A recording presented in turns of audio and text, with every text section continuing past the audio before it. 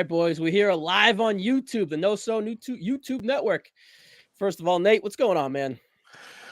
What's going on, brother? It's good to be here, man. And I get what this is, man. I'm here. I'm happy to participate in this draft, but JT ain't slick, man. I know what this is. This is very much like the third season of Picard, man. We got the new clotheslines and headlines and whatnot, but you got to bring back the veteran to tie back to the history of the franchise. And so this is sweeps week. JT couldn't get Steve Willie. Steve Willie's too big. His asking price is too high. But you know what? Come down, take a couple zeros off that Steve Willie price, and you get the Godfather. So it's good to be with you fellas. Yeah, man, we'll leave that as is. But we're happy to have you. Now, I might have to raise the price up, though, because, pulling back the curtain, I didn't know. I was talking to two esteemed gentlemen from Boston, and me being somebody who represents Atlanta all day long. So, given that we are in the midst of a Eastern Conference series right now in the NBA, I might have to add an extra zero to my asking price, JT. We'll see how that rolls as we're live on that also. So, Nate, this is my buddy Mike. Rossi. He kind of puts together the clotheslines and headlines, part of the new breed of clotheslines and headlines. Yes, clotheslines and headlines 2.0. 2.0. That's how we kind of dropped the 2.0 after a year, if you kind of get it. But he's the Marty. But you kept the polka dots. You kept the polka dots. That's good. He's the Leaf Cassidy. He's the Leaf Cassidy to the new. new Everybody needs one. Headlines. Yes. I guess I'm the Janae, and I guess you're the HBK. So that's kind of how we're rocking and rolling. And Nate, we'll make sure that we add another zero every time we mention the phrase 28-3 to you. Yes, that's gonna raise the price up. That is my one big sports conspiracy theory. I don't believe a lot of these conspiracy theories, this hocus pocus. To me, I cannot believe. Like, I've seen some heartbreaking losses in Atlanta, watching the Braves, watching the Falcons, watching the Dream, watching our short-lived hockey team. I can believe, that we could blow a lead. But the way they lost that lead, that's the only thing. I'm like, Roger Goodell put in a call. Because he was like, you know what? Atlanta is way too crazy. I love Atlanta. But Atlanta is way too crazy for there to be like Atlanta can't even handle Georgia winning a national championship. So damn if the Falcons ever won a Super Bowl, that city would be burnt to the ground like General Sherman rode through again. So the Goodell was like, we can't have this. Let's flip the script. Brady, time for the comeback. Let's take him home, kid. Great booking by Roger. I'm not even a Pats fan. I just a Dolphins fan. I'm taking all the heat right now. The money was there. I had to drop that. That was some low-hanging fruit. But anyways, boys, it was. We are here not to talk NFL. That's for Kings of Sports. But we are here to talk the WWE draft. All right, boys. So let's just kind of give a quick rundown of what we are going to do. So we had a mock draft. We went over those results. If you see them, great. If not, we're gonna run by them real quick. And if not, and so instead of Nate being Raw and Mike being SmackDown or whatever, I say we work together. We try to build the best roster together. Okay. If we got to have a bickering, we already started the bickering. We got it out of the way. Can we coexist like a traditional WWE tag team? New England wins New England wins all day, every day. But we will go to a 2-1 vote if we got to, move or shake a guy here or there. So what we'll do is we'll bring up here and let's take a look at the draft results, right? Boom. All right. So we had a mock draft, right? And this is what came up. Let's start with the Raw brand. With the number 1 pick, Bianca Belair. Number 2, Cody Rhodes. Number 3, we want to take the Intercontinental Championship and Imperium and move them to Raw. We want to keep Brock Lesnar, and we want Shayna and Ronda to kind of just beef up that Raw SmackDown or that Raw women's division. SmackDown, let's keep the Bloodline. They're the ones. We're going to bring over the Judgment Day, who they started that little feud, perhaps. Seth Rollins, more Bloodline sacrifices to get after. Becky Lynch, married couple stick together. And then Rhea, Becky, makes sense. And Austin Theory, you're going to swap the IC, you're going to send over the US. And the Theory has some upside too with all the Judgment Day or whatnot, and maybe in the Bloodline. NXT, we're not going to really go heavy NXT here, but we're going to include them just so we can call people up and down. Carmelo Hayes with Trick is your champ. Dragon Lee is your newest acquiree. Wesley is your North American champion. India Hartwell is your NXT Women's Champion. And Gallus and Joe Coffey are your tag team champions. So, is there anything we want to shake and move before we kind of jump into anything else? Nate, let's start with you. How does the beginning of that Raw construction look to you? I mean, you're speaking my language already. I think Bianca Belair has shown over the last few years how talented she is, and even more so than the in-ring talent, it's the connection with the audience. Because if you look at her last 2 WrestleMania programs, this year with Asuka and last year with Sasha Banks. Yep. The build to both of those WrestleMania matches was pretty terrible, average at best. But Bianca and, her dance partner, Sasha and Asuka, made you invested in that match. And, when Bianca lost to Becky in 7 seconds, they gave her the Brock Lesnar, Kofi Kingston special. She was able to overcome that terrible booking and still remain popular with the fans. So I think Bianca's a great number 1 selection. She's still young, got a lot of upside, as Mel Kiper Jr. would say. And then anybody that's watched the Kings of Sport, that's watched me on Post Wrestling, that's heard me on the main event over at Place to Be Nation knows how much I love Cody Devontae Rhodes. That's his full government name. So I think Cody's a great pick, despite how they did that man at WrestleMania. And then Brock Lesnar. Like, I'm not the hugest Brock fan for the length and breadth of his career, but you can't deny that man brings eyeballs to the screen. So I think that's a strong first kind of selection for Team Raw. Okay. Rossi, what do you think of that SmackDown real quick? You think the Bloodline sticks, Judgment Day, Rollins, Becky theory? What do you think? Yeah, so, I mean, you got the Judgment Day, who I think is, obviously Rhea's the linchpin of the Judgment Day. Like, they kind of go where she takes them right now. But, I mean, you got Dom Mysterio, who's been just absolutely killing it. So getting him in front of some Fox eyes isn't a bad thing. You got Finn and you got Priest, who, can work any type of style that you really want him to. And, if you want to put them as a tag team against the Usos, you got that lion in the weeds as well. Becky and Seth, I mean, they kind of scream like 2 people that should be on Fox every week.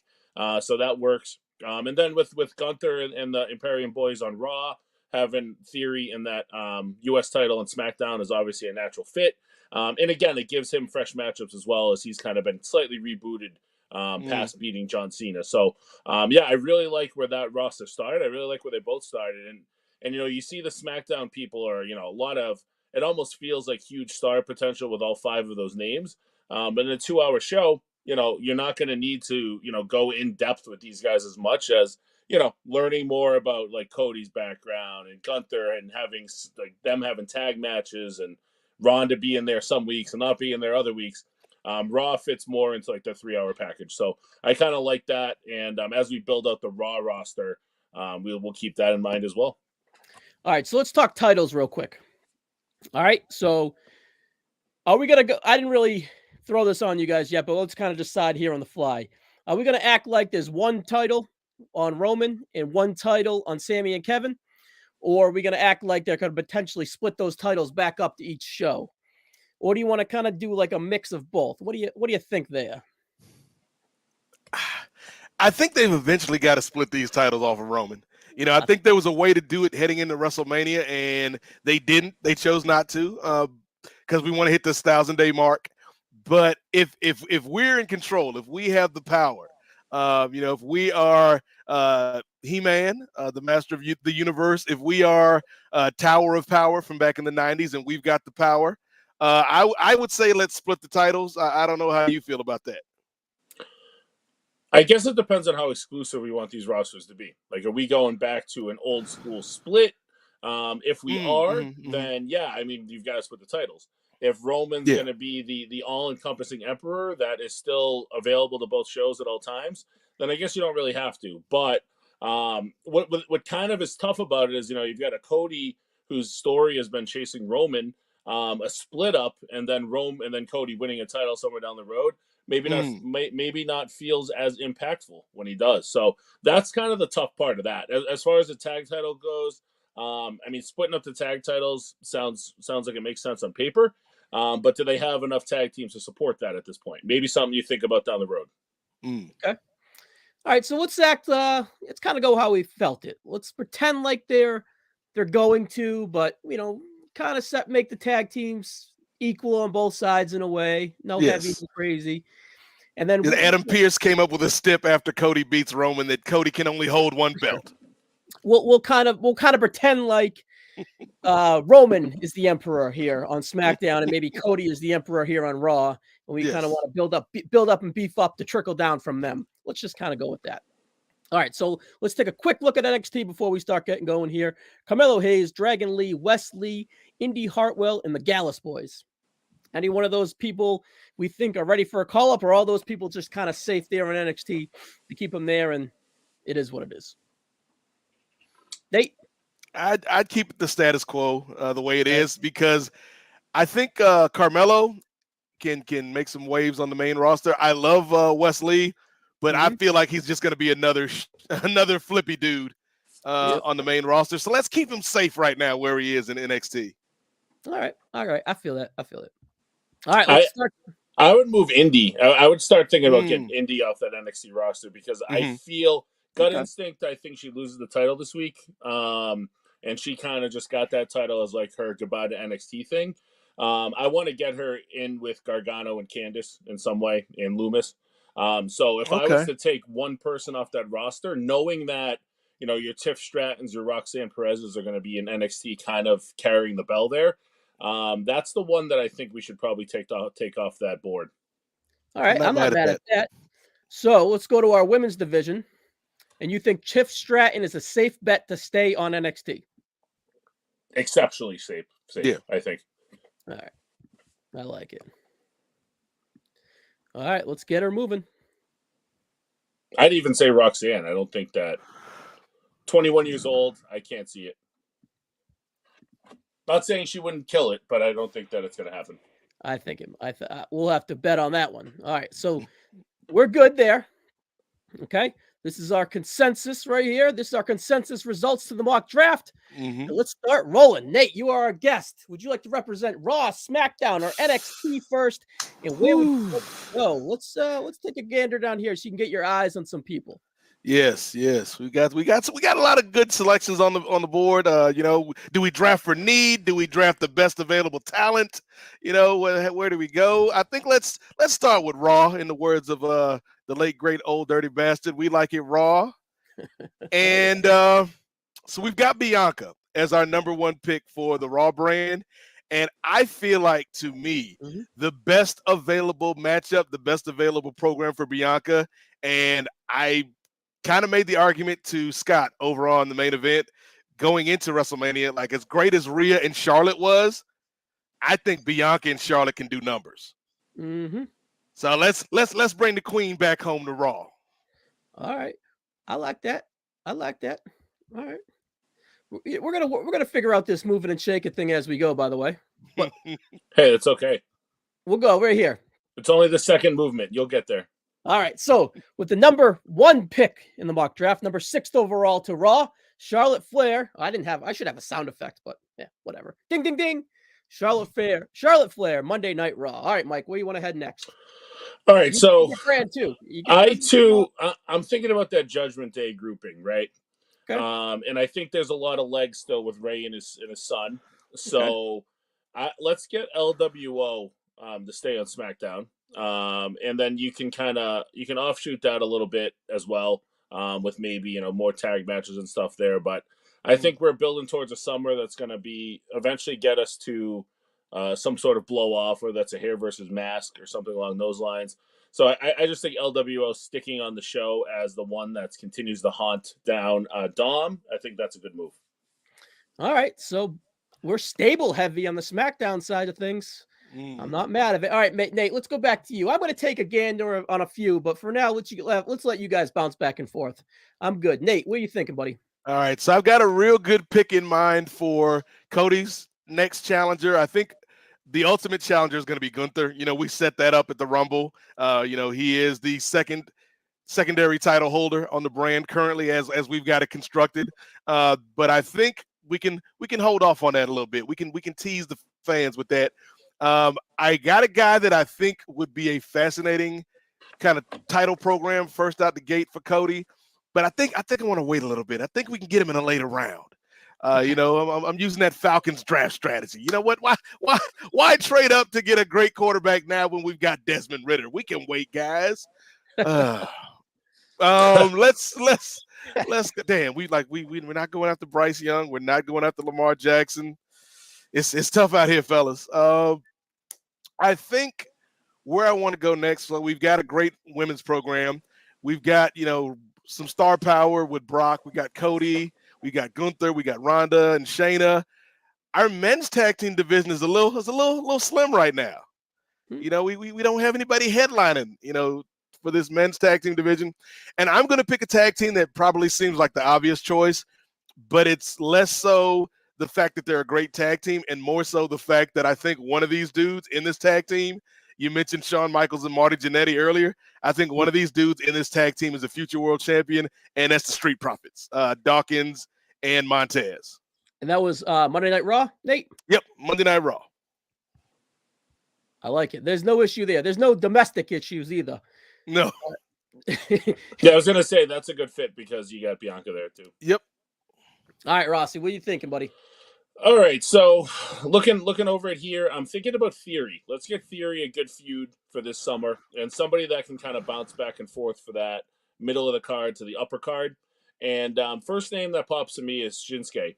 I think Shinsuke and Theory, that's a money feud if they go to that. And you still kind of have the opportunity if you want to go with like a Shinsuke Roman feud somewhere down the line as well. Seems like now that Shinsuke's back, they're trying to do something with him. So I got my eyes on Theory as a fresh matchup to start with him, but thinking bigger with maybe something with Roman down the road. Okay. We got Shinsuke Solo. We got Shinsuke Priest, Balor, Mysterio. Okay, I see what we're doing there. All right, Nate, I'm not feeling itchy yet. What you got, buddy? All right. So I kind of got a little nervous there because you were talking about a great program for Austin Theory.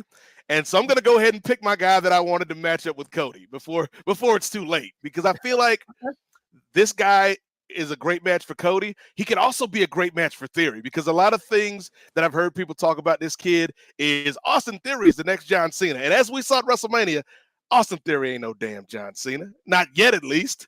I think Austin Theory, the guy that is the closest comp to me in my mind, is Blue Chipper Randy Orton. So I think Orton and Theory would be a hell of a feud. But for right now, I think I'm going to send Orton to Raw, because I think Orton and Cody is a fascinating program. And, like Randy can bring the best out of Cody. Cody can tell a great story with Randy. They shared history. They're both second-generation guys.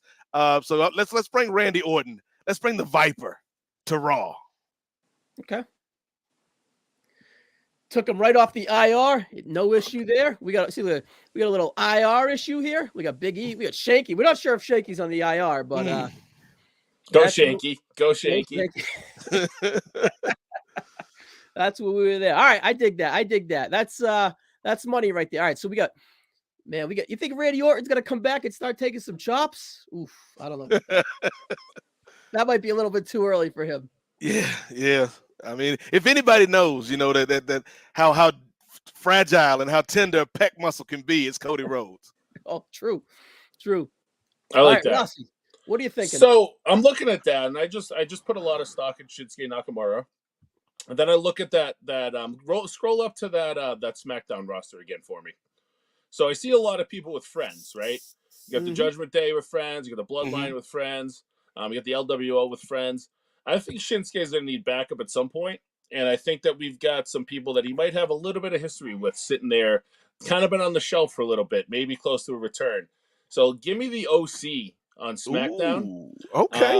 And then AJ and the Good Brothers can have Shinsuke's back if he needs it. All right. Are we good with moving the whole OC to SmackDown? Now AJ's son plays high school football there in Georgia, and Friday nights was an issue in the past, but we're good. We add an extra zero. Like we gave Nate an extra zero to get here tonight. They added an extra zero to AJ's paycheck. I like that pick a lot.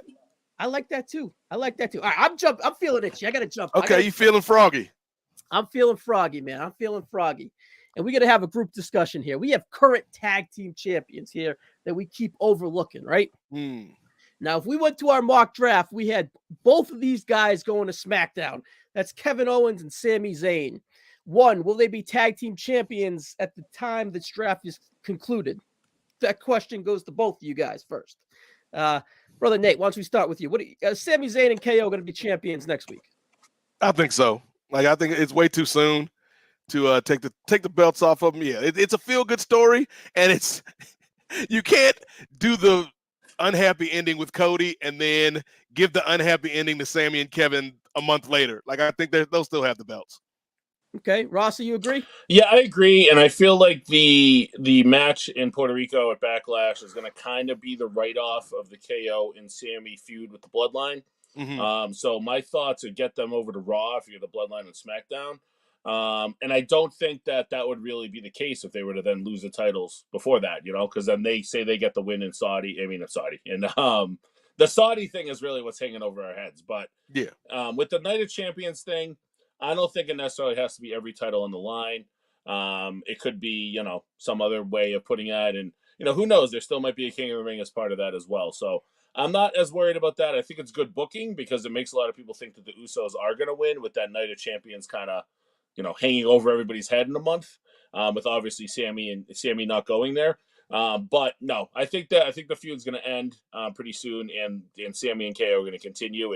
And honestly, I'm pushing them towards Raw because I think there's legs with maybe a feud with the Street Profits. Okay, now my suggestion was going to be let's move these boys to Raw because if we look at our current roster right here, we got a lot of bodies there on SmackDown. We got a lot of stables and a lot of bodies. So I think that the Monday night side with 3 hours could use a few bodies. And I think both Kevin Owens and Sami Zayn should be both moved to Raw. You guys both agree? I agree. I agree. All right. And they had a hell of a match with the Profits. Was it Night After Mania? Yeah, Night After Mania. If that felt weird, it was if you believe the gossips and whatnot, that was supposed to be a tag title match. And the old man may have scribbled it out a little bit, but they're saving it. But it didn't really with the finish didn't necessarily seem like they wanted to go to it real quick. So I'm not sure. No, same question for you, Ryan. What do we want to do with those women's tag champions as well? Kind of while we're on this combo. I think they should be a Monday Night Raw pick. I think they should be Monday Night Raw with Ronda and Shayna there. I see. You got Ronda and Shayna there, but let's look at the champions right there. So you got Raquel versus Rhea, or Raquel versus Bianca, both fresh. You got Liv versus Bianca, Liv versus Rhea, both super fresh. Can anyone want to make a case there for SmackDown? Because we got to look at SmackDown. We got Rhea, Becky, and Zelina. I was thinking SmackDown strictly because of Rhea and Raquel maybe being a program at some point. And Liv and Rhea, they've had their matches here and there, but not really a program. So where Liv's had a program with Charlotte and it was kind of painful. So yeah, I'm good either way. I'm just more so curious when it comes to those tag titles, how we want to handle those. Yeah, and Liv's great, and I think Raquel has a lot of potential too, particularly as a heel. I think the smiley babyface thing is going to run its course really quickly with Raquel. But I feel like the team does very little for me. So yeah, do we want to stick them together? We can split them up. I actually want we joke about the tried and true WWE trope of can these teams coexist, but this is the one time where I want the friction, I want the turn, I want Raquel feeling like Liv is getting the spotlight, and why I'm doing all the heavy lifting, literally and figuratively, in this team. And so I should be getting the praise. I should be getting the glory. It's, if you watch Young Rock, it's that tension that Rocky Johnson and Tony Atlas had in season 3? Why does Tony Atlas get all the glory when Rocky Johnson does all the hard work? That's what I want with Raquel and Liv, and I want them to have a great feud and drop the belts to somebody else, because I feel like this is a title that could maybe be doing some good on somebody else. All right. So what show do you think this feud we're looking at? I think we can make one draft pick. They should be drafted together, is what I'm saying. Yeah. I think we should stick them together. The current tag team champs. Do we want to table it? Do we want to move them now? Do we want to see how the women's roster shakes out and then decide? What do you think? I'm leaning towards Raw, because I do think that coming out of this, if you give Raquel the win, she's this monster heel, and we can put her and Bianca up next against each other. And here's my thought too, because the reason I'm asking that is I look at that Damage Control trio, right? And I don't want them on the same show with Becky at all. I feel, but also Bianca. They've been tied to Bianca too long, so that's where it's tough. If I'm splitting anybody up, it might be. Can we split Damage Control up? Like, yeah, I was gonna say, let's split. I'd like to split that group up and get Io maybe some shine on her own. So the more we talk about Liv and Raquel, let's keep them together, but let's think about breaking up that Damage Control group, because you put your Liv and your Raquels on Raw. Now that Raw is looking really woman heavy at the top, but the SmackDown can be our elevation show, and that's where you've got plenty of names there that you can elevate. So, all right, let's take a quick look. So we also have Shayna and Ronda.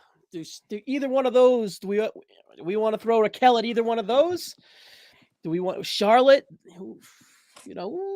I understand that we want to keep Damage Control away from Becky, but we also got to. All right, so I really like Raquel and Belair. I do too. That's kind of where I think we should go right now. I think we should go to Raw. I think we should take the tag team champs, the women's tag team champs, and send these women over to Raw. I'm with you. And then we'll work from there. Lock it in. We're gonna have to configure the order here, because the order's fine. It don't really matter. All right. So do we want to throw one more woman out there, and then we can bounce back to the men's division while we're here? Do we want to break up Damage Control? Do we want to move like an Asuka? Do we want to balance something else? What do you think? I got a crazy idea, guys. And go with me here. It's a crazy idea. In much the same way where Finn Balor, when he was getting a little bit stale on the main roster, sent him down to NXT and gave him a new lease on life. I'm kind of feeling, as much as I love Bayley on the main roster, we just made the point. Bayley's got a lot of history with a lot of people. We've seen multiple matchups with Bianca, multiple matchups with Charlotte, multiple matchups with a lot of these women on the main roster. I feel like if we send Bayley down to NXT as she's Ice Cube. I started this gangster shit. You know what I mean? And this is the house that I built, and she's bitter, and she's elevating these younger women on NXT. I think that could be a really cool run for Bayley. Now I like it. I thought you were going to say Asuka when you started with that, but because now my legacy, would be cool. I like it too. My legacy send down was Alexa Bliss, but Bayley could be more impactful, man. That's more. Yeah.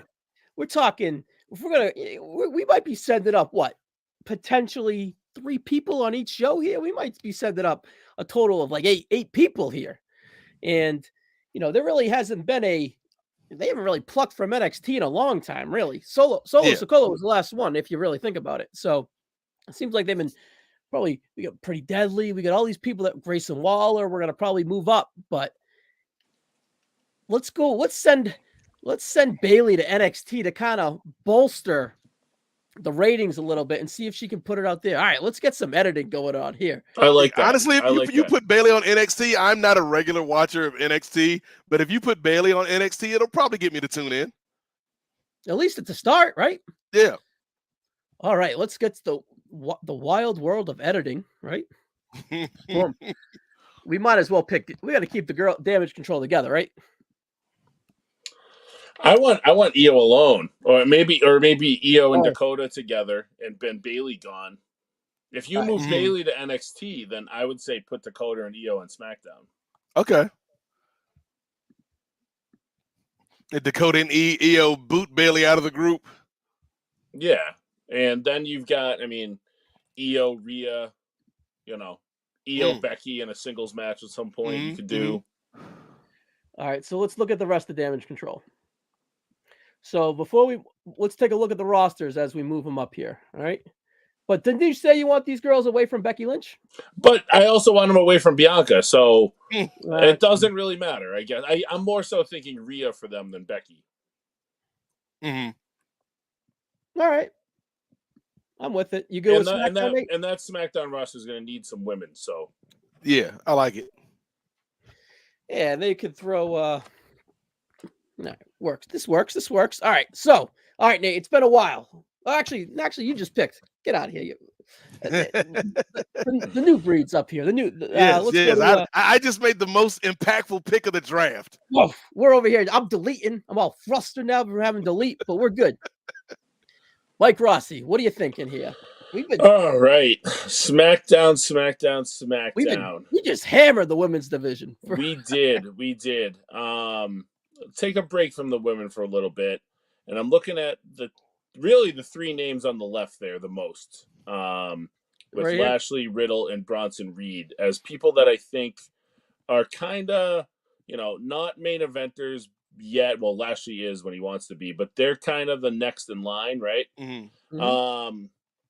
Riddle in the Bloodline kind of feels fresh again. I'm not over it yet.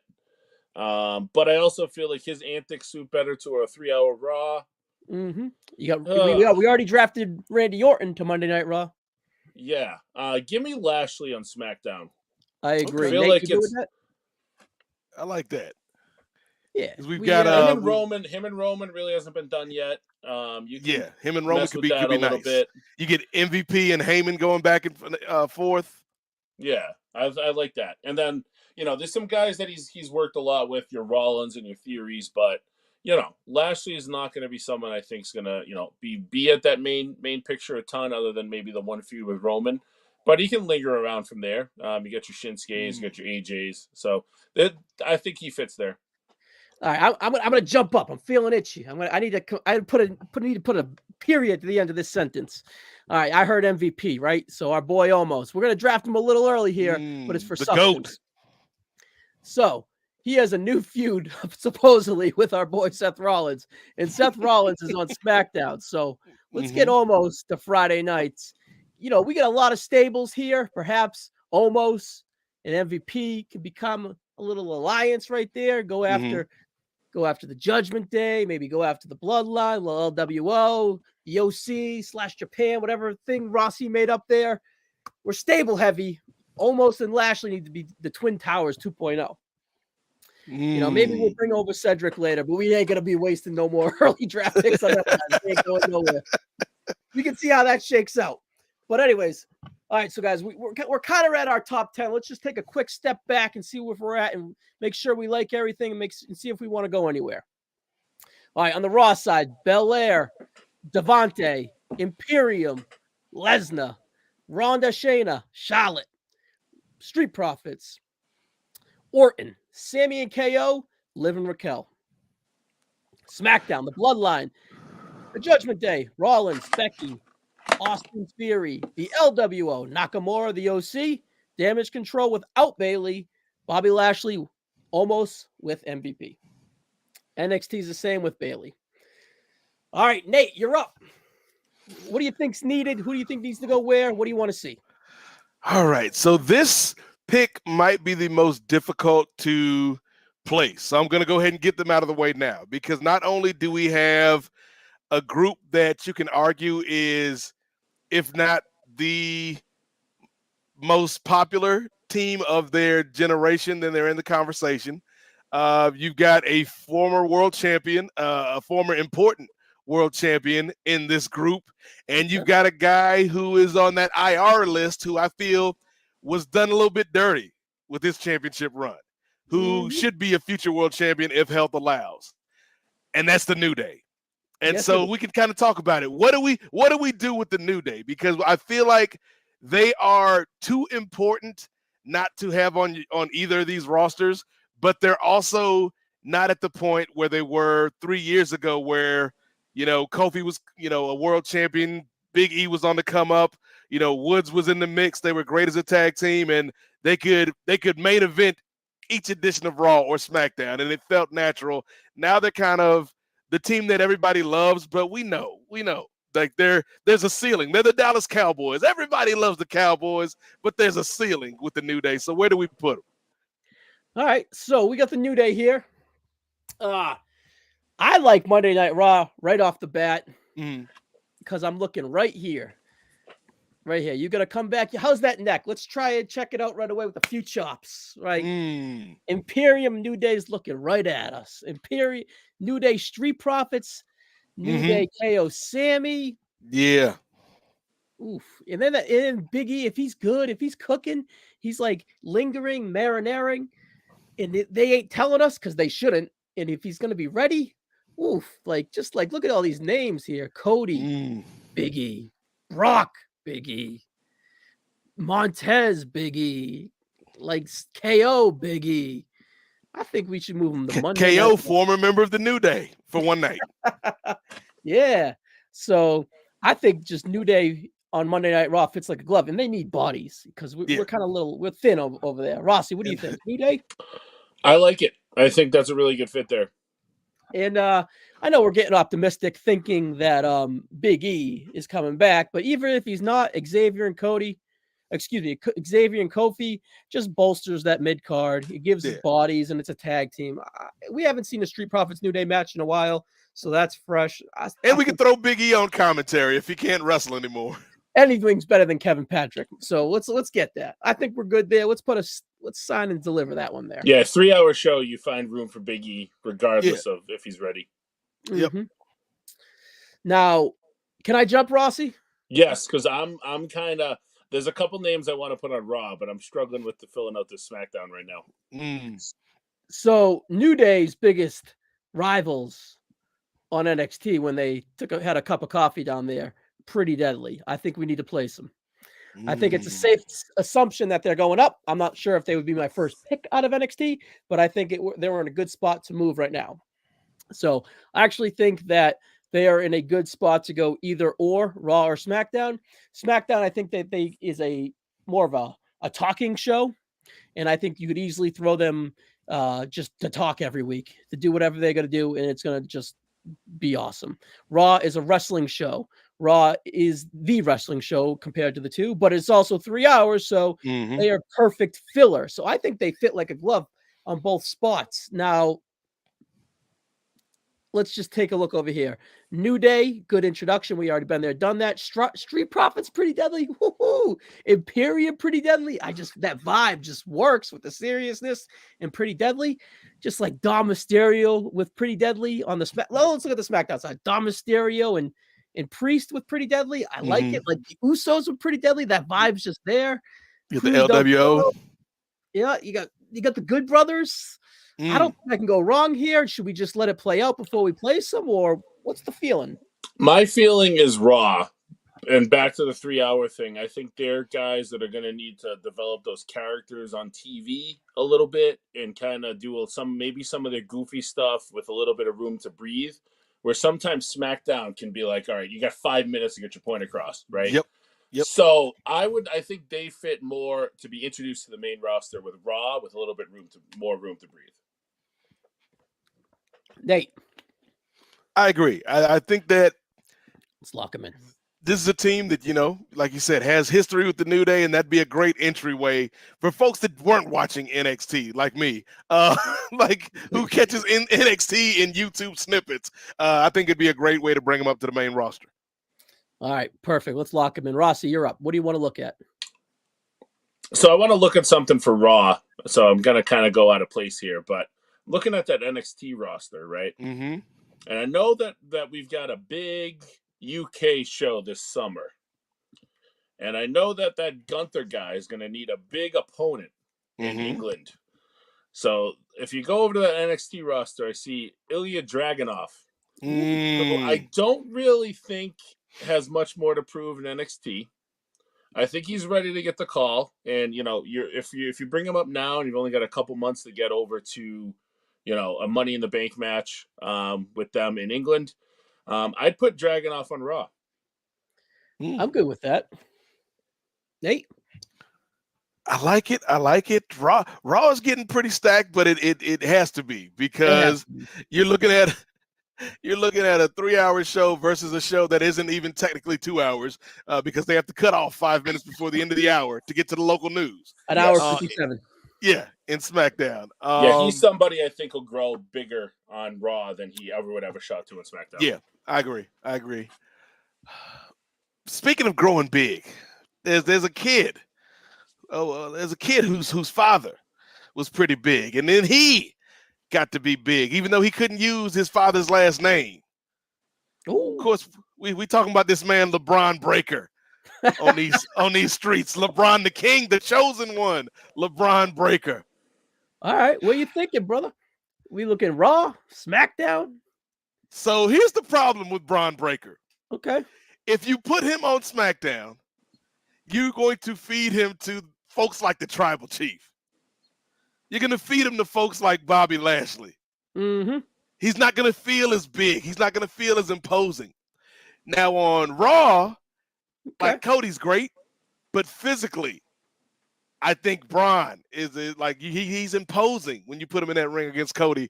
And again, I feel like Raw is turning into the legacy brand in this draft, because we've got Orton, we've got Cody, and now we've got Rick Steiner's baby boy. So let's go ahead and lock it in.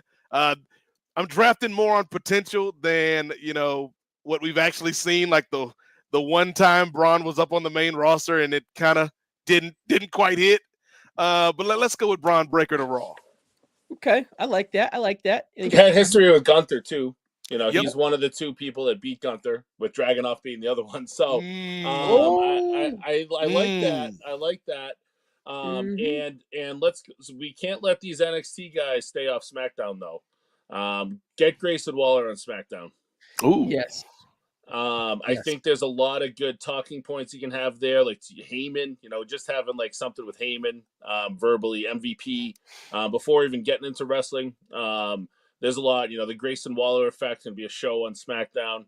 I think that it fits. Him and Shinsuke is fun. Him in Theory is fun. Mm-hmm. There's a lot you can do with him there, and I think Dom Mysterio in something. Yeah, if we're loading up Raw with these people that kind of need to build their character up a little bit, he doesn't have to. He can show up on SmackDown tomorrow and benefit that show. So I'd throw him there, and I love it. All right, let me cook. I'm gonna jump in now. The main roster brand of Grayson Waller, some might call it great value, but I'm not. And that is LA Knight. I think that we need to move him away from Waller, unless if we want to team him up with Waller. And I just think 3 hours, Monday Night Raw, LA Knight's time to rock and roll. Monday Night Raw, LA Knight. Either one of you guys want to keep him on SmackDown? No. I think Raw's a better fit. It's a fresh coat of paint, and he could use a new fresh coat of paint for with staying push. So I think when I look at Grayson Waller, I just see LA Knight, and I think they'd be getting each other's way on the same brand. So I think that we should kind of separate them before we forget about it. And there we are. All right, we're constructing pretty good, boys. All right, who's up? So I don't know. I lost track. I jumped in. So who's up? Nate, we'll give it to I think it's Nate, yeah. Yeah, I think it's my pick. So, Hawks are down 20. Let my man cook. Hey, it's just a setup so that we can get up. Trae Young's about to get hot. Ice is about to get hot and turn into water and cool things down. But here's the thing. Sometimes in a draft, you make a pick not specifically to improve your team, but maybe to hurt another team by keeping that player away from your squad. And this is a draft pick right now with a guy that's got a big name, but maybe the name is bigger than the game, fellas. And Raw, I didn't know Raw was going to be the brand that I held close to my heart during this draft. And so I want to protect Cody Devontae Rhodes and his kingdom. So we're going to get this man who I'm going to draft as far away from the kingdom of Cody as I can. And that is why we're sending Bray Wyatt to SmackDown. Yeah, I think I'm good with that. I don't want him near Reigns either. All right, so let's who would look good in a Mountain Dew match? So Grayson Waller. Okay, Waller would make that work. How about Omos? I can see Omos and Bray Just- and Saudi doing something. Just let Omos and Bray Wyatt feud for 2 years. That kills two birds with one stone. I can low key see Nakamura. Yep. Theory. Yeah. Ooh. My boy Rollins ain't going anywhere near him. He can mess around with like Rey Mysterio. Yeah. Ooh. Judgment Day. Yeah. We're just dropping them in. There's no more discussion. Bray Wyatt, SmackDown. How about Uncle Howdy? I didn't even put him on the list. Bray Wyatt and all split personalities go with him. Yes, it's a package deal. Oh man, he had a hell of a month though in October though. Whew, the White Rabbit was popping. May I jump in, boys? Here. Yes. You mentioned Cody, and I just feel like this is a money program for Cody once he gets that strap. I'm going to take Drew McIntyre and I'm going to move him to Monday Night Raw. In the 17th round, hella value, but these are fresh matchups for Drew, right? Cody and Gunther 101, Brock they haven't touched in years. Montez and Cody Rhodes, or Montez and Drew. Excuse me. Sammy and Drew. I'm thinking Drew has heel potential all day. KO and Drew. Remember that KO and Drew match they had in the middle of October out of nowhere? That was an awesome match. Big E and Drew. Him and Braun. Him and Braun. Yeah, him and Dragunov. Him and Breaker. Oh yeah, let's just Drew just fits back on Monday Night Raw, and he could use it too. And I would turn him heel sooner than later. And I'd piggyback off of that, and I'd take the Brutes and I'd put them on SmackDown. Get them away from Imperium. Get them away from Drew. You still have legs with them in the Bloodline. And, all the other little factions that are there. I think you can break Butch off at some point if you want. Make him be done again. Who knows? And you get him away from you get him away from the New Day. If Big E comes back, I don't want Rich Holland anywhere near him. Oh, jeez. Come on. Okay, so the Brutes versus the OC, the Brutes versus the LWO, the Judgment Brutes Day versus the Judgment Day.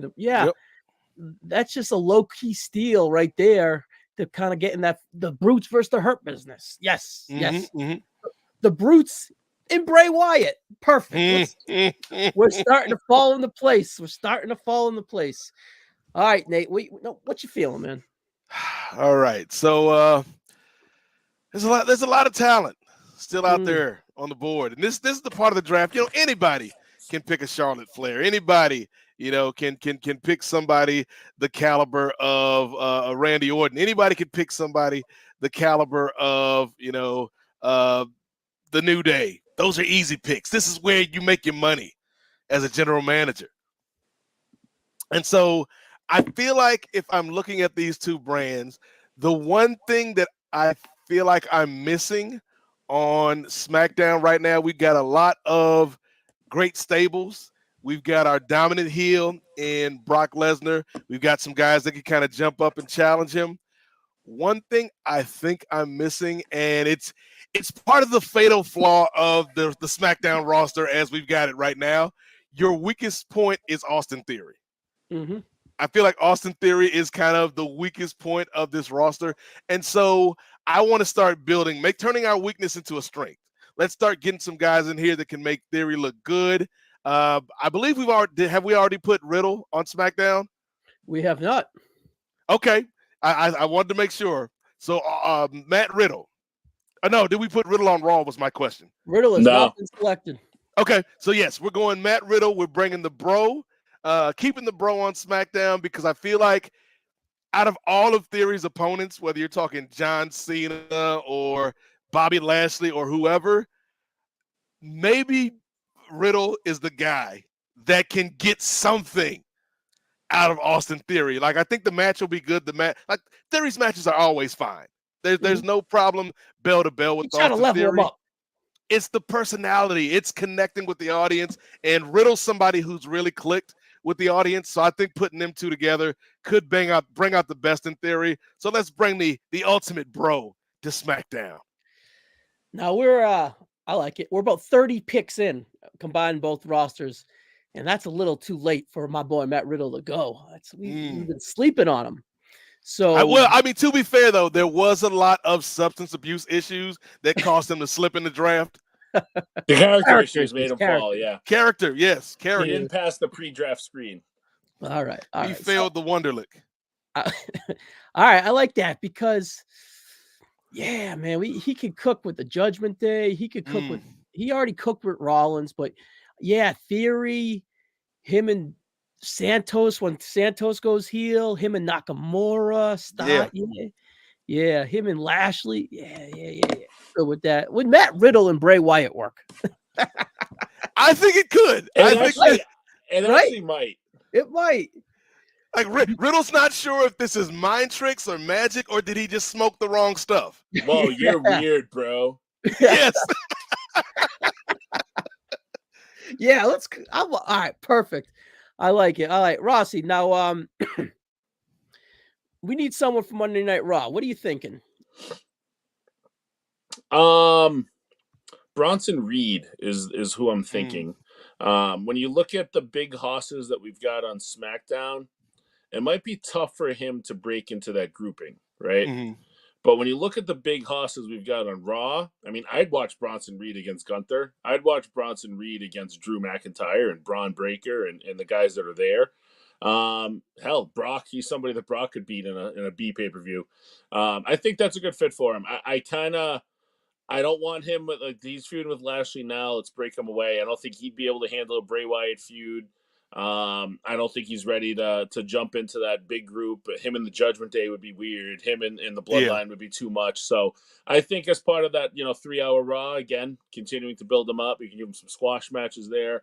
I think he's a better fit for Raw than SmackDown. All right, perfect. All right, Scottness89 says, get Drew over to Raw, potential title program with Cody. We got you, Scott. Don't you worry, bro. All right. May I jump in, boys? Yes, sir. I'm feeling very feminist here. I feel like a young one. It's time. Roxanne Perez. All right, let's talk about her. I don't want to get gushy like Booker T, but let's talk about her. Where is she needed? Can I pitch her? All right? Yes, pitch her. Now, she could be Bayley's first feud, and she can be Stratton's getting the strap, right? So, and then she could be someone Stratton can beat. Or she can go to SmackDown. Okay. She can defeat the Dakotas, defeat the Ios, work her way up. Take out Becky Lynch in the late fall, early winter. And then Roxanne Perez is your 2024 Royal Rumble winner. And then you got David going after the Goliath of mommy. And you got Roxanne Perez, all 115 pounds of her, against Rhea Ripley, mommy, Big Daddy Cool Diesel style. Roxanne Perez, Rhea Ripley, WrestleMania 40, SmackDown Women's Champion. What do you think? Crazy? Okay. I like it because her and Io and her and Dakota would be bangers. And as she builds herself up, I think she fits with how we've constructed these two rosters. If we're bringing her up, which I think is early, but hey, I'm riding with you here. I'd much rather fit her into that SmackDown grouping than that Raw grouping. Yeah, she already had a match there. I can see her connected. Nate, you got any objections to that? Yeah, at first I wasn't sold on it, but again, I think that we're drafting on potential. This feels kind of like Trey Lance. Like maybe it's a bit too early, but when you laid out your case, it makes a lot of sense. And I think, she could excel. We talked to Brian Mann last night on Post Wrestling, and he said something that's very important. Like a lot of times these companies don't know how to promote somebody because they haven't seen them in that position. And the only way you can see somebody in that spot is to put them in the spot and see if they sink or swim. So I think, let's go for it. I think it's a good spot for Roxanne. And I think if by giving her the 16th overall pick, puts a little shine on that name, a little respect on that potential. That's kind of just the vibe. And let's be real, when has the WWE draft ever, the order of getting drafted ever matter? Unless if you're, Heath Slater. Really, that's the only time. So I've got to jump in here and ask the question: if Roxanne becomes our pet women project on SmackDown, are we sticking the Raw project to be Raquel Gonzalez, Rodriguez, whatever she is now, Yes. or are we putting somebody else in that spot? Well, I would like to bring up another woman. I just think it's way too early to do that. Actually, I would like to bring up 3, a tag team and another woman to Monday Night Raw. We can get them out of the way if numbers don't matter, and you guys want to do it early and kind of put a little beef into this mid card women's division. You wanted to go? You want to jump? I mean, if you want to sully the integrity of this draft, by all means, Ryan, by all means. All right, we'll re-rank them later, perhaps. But anyways, let's go. The Team TikTok, Katana Chance and Kaden Carter. Let's move them girls to Monday Night Raw. Okay, I like it. I think that they just scream, get 3 hours of Raw. I just think that they would just thrive there. We're getting a little gold heavy here on the Raw side, but hey, man, it's cool. We're calling up a bunch of people. And it's time. I think that they are perfect. You got Ronda, Shayna. Yeah, great clash of styles with Ronda and Shayna. Yeah. So yeah, we're working with gas here. We're putting some thought into this women's tag team division here. So I think we should stick with that for now. And the other one, way late. I don't even want to bring it up now. But anyways, I think we're good with that. All right, Rossi, what you thinking? All right, so I wanted to take Indy out of NXT because I had an idea of how we bring it to the main roster. Mm-hmm. So I don't know how we want to handle this draft pick, but I want to put Gargano, Loomis, Indy, and Candice together on SmackDown. And here's my pitch. They're a goofy person. They're goofy grouping. I almost feel like there's too much goofy on Raw right now. I mean, I'm not saying that Pretty Deadly's completely goofy, but them and New Day, there can be some goofy stuff there, right? Mm-hmm. As far as SmackDown goes, there's not as much levity there. You've got your Bray that'll be overly serious with weird stuff. You've got your Bloodline that's serious. You've got Judgment Day, who's like this dark group. I think SmackDown's a better fit for them, and to the point that I don't think Indy's going to ever be like that main eventer, but she's somebody that can fit into that mid card and kind of do her thing, and it's something that I think would fit along with a Roxanne being elevated as well. Candice is a pro, but she's not somebody that you're going to be putting in at the winning Rumble spot either, so somebody else that can maybe help guide Roxanne along. If we're going to put Roxanne there, I want her to be set up well, and at the same time, Gargano, he's got a history with Waller. He's got a history with Theory. They're already on that show. And, ultimately, I just think that he would add more value and you might be able to turn him around on this SmackDown roster than where we have this Raw roster at. So let's put the way together without Theory in it on that SmackDown show that Theory is also on, which also might help Theory's character as well if they do some integration there. You get a little Nate, you get a little mid-card action there too with Theory, Riddle, and Gargano. Yeah, that's actually a solid pick right there. I wasn't thinking that, but you know what? I think that's a good way to flesh things out. And of course, here's the thing: like we've already got the wildest of wild cards on SmackDown with Bray Wyatt. So anything that interacts in that universe, like we've contaminated the pool.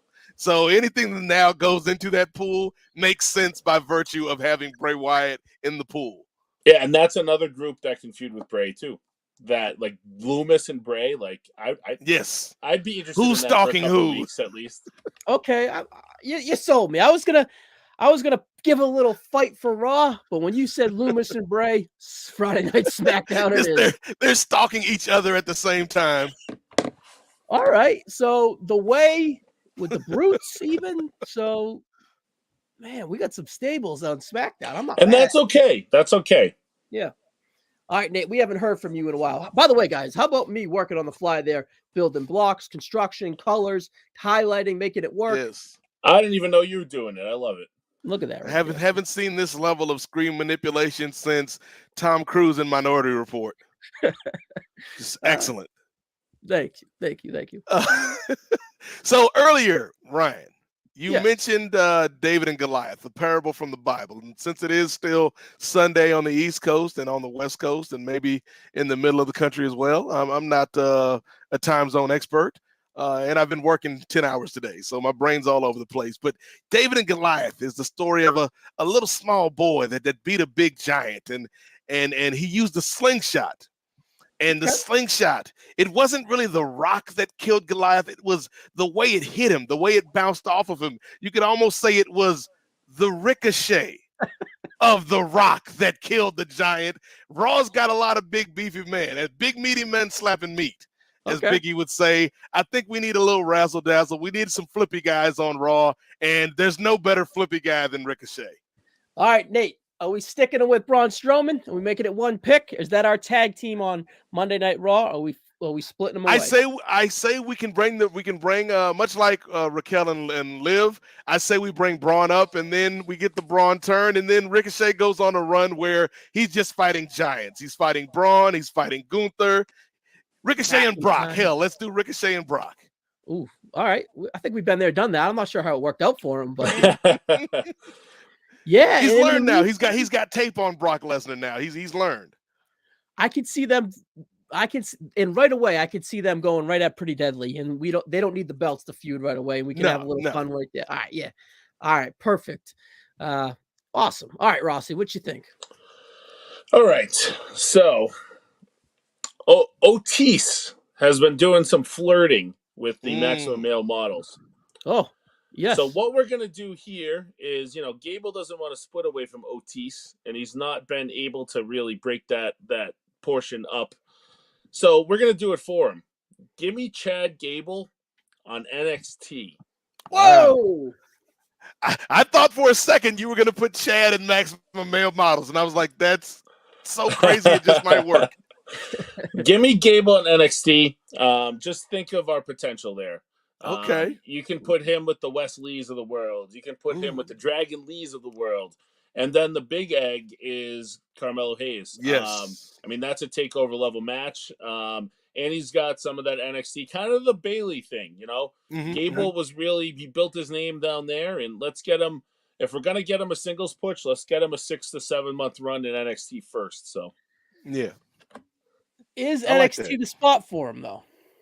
You good with it, Nate? If we're not going to keep him and Otis together, or if we're not going to bring him into Maximum Male Models, which I think could actually be so crazy, it might be entertaining. I think him going down to NXT for the Finn Balor run, the Finn Balor fresh up. That's what we'll call it from now on. The Finn Balor refresh. I think that could work for him. So do I make two moves here, and do I just put Otis in the Maximum Male Models while we're making graphics? Yes, it's time Maximum Male Models embraced body positivity. Oh, deleting Alpha Academy. That hurts. It does. It does. It does. What a run, boys. But Gable, you could find Gable as next tag partner maybe while he's down there. You never know. All right. So we'll put him in NXT.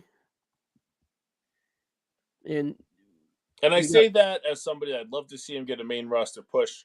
But looking at all the talent that we have out there, I think he's more valuable to us right now in that role. Mm-hmm.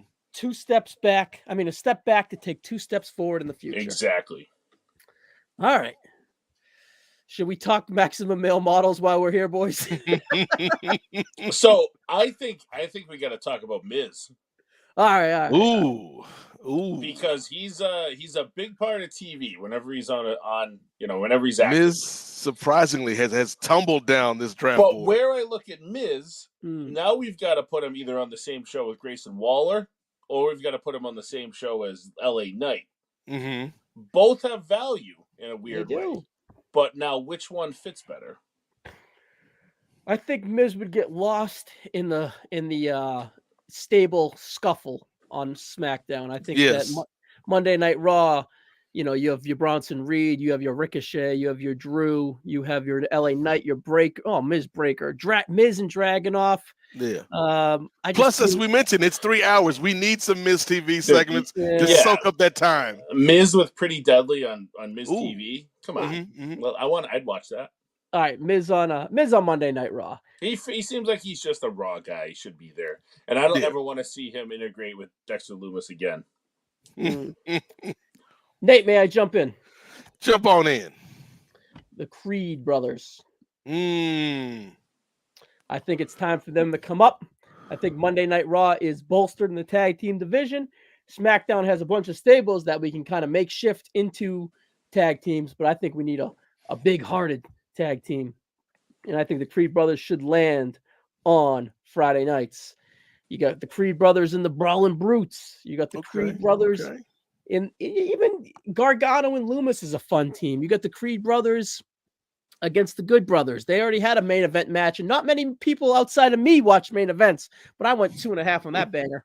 The Creed brothers and LWO, the Creed brothers and the Judgment Day. That just fits. The Usos and the Creed brothers. That's probably like, that's a banger right there. I just think that the SmackDown tag team division needs the Creed brothers more than the Creed brothers need the SmackDown tag team division.